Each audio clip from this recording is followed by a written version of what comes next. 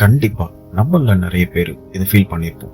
நம்ம கூட நெருக்கமா இருந்தவங்க காரணமே இல்லாம விலகி போயிருப்பாங்க.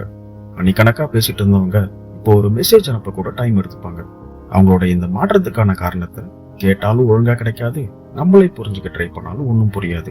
பிரச்சனைய பேசி தீக்கிறத விட அவங்களே ஒரு முடிவு எடுத்துட்டு தள்ளி போயிடுவாங்க. அதுக்கான காரணம் நீங்களா இல்லாம இருக்கலாம், ஆனா உங்களுடைய பழக்க வழக்கங்களுக்கு அதுல பெரும் பங்கு கண்டிப்பா இருக்கும். சோ இந்த வீடியோல பெரும்பாலானவங்க இருக்கக்கூடிய நம்மளுடைய பழக்க வழக்கங்கள் என்னன்னு தெளிவா பார்ப்போம். வீடியோவை ஸ்கிப் பண்ணாம முழுசா பாருங்க. கண்டிப்பா இந்த வீடியோ உங்களுக்கு யூஸ்ஃபுல்லா இருக்கும். வாங்க வீடியோக்குள்ள போலாம்.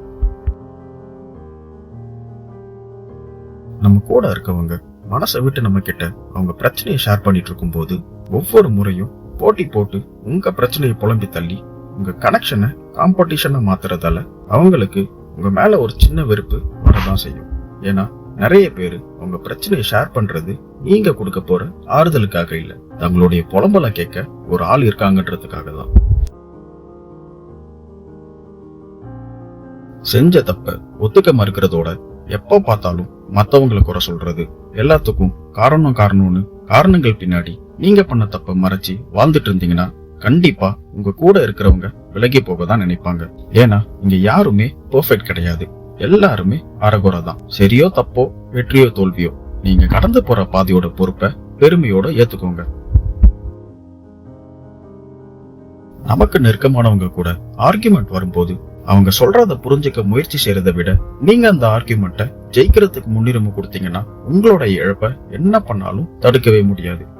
ஏன்னா தேவையில்லாத வெற்றியை விட தெளிவுபடுத்தின தோல்வி பக்கத்தை தான் நிறைய பேர் விரும்புவாங்க. ஜெயிச்சவங்களை சுத்தி நிறைய பேர் இருக்கிறத விட தோத்தவங்க கூடவே ஒருத்தர் இருந்தாலும் அதுதான் உண்மையான வெற்றி. நம்பிக்கைன்றது நீங்க நடந்துக்கிறத பொறுத்துதான் அமையும். கண்டிப்பா நான் பண்ணி முடிச்சிருவேன்னு நீங்க எத்தனை வாட்டி சொன்னாலும் நீங்க சொன்னதை செஞ்சு முடிக்கும் போதுதான் உங்க மேல மத்தவங்களுக்கு நம்பிக்கையே வரும். இந்த நம்பிக்கை ஒரு சாதாரண மனுஷனை கூட தலைவனா மாத்துறதுக்கு வாய்ப்புகள் அதிகமாவே இருக்கு. ஏன்னா வெறும் வார்த்தையாவே சொல்லிட்டு இருக்கவங்களை விட செயல்ல இறங்கி செஞ்சு காட்டுறவங்களுக்கு தான் எப்பவும் ஆதரவு கிடைச்சிட்டே இருக்கும்.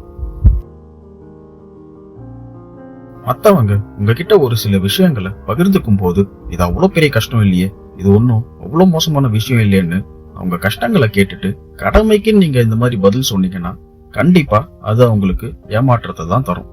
என்னதான் நீங்க சொல்றது லாஜிக்கா கரெக்டா இருந்தாலும் அது கேட்கறவங்க மனசை கஷ்டப்படுத்த தான் செய்யும். ஏன்னா அவங்களுக்கு தேவையான மென்டல் சப்போர்ட்டை நீங்க கொடுக்காததால நீங்க எத்தனை வருஷம் அவங்க கூடவே இருந்திருந்தாலும் நீங்க கூட இல்லாத மாதிரி தான் அவங்க ஃபீல் பண்ணுவாங்க.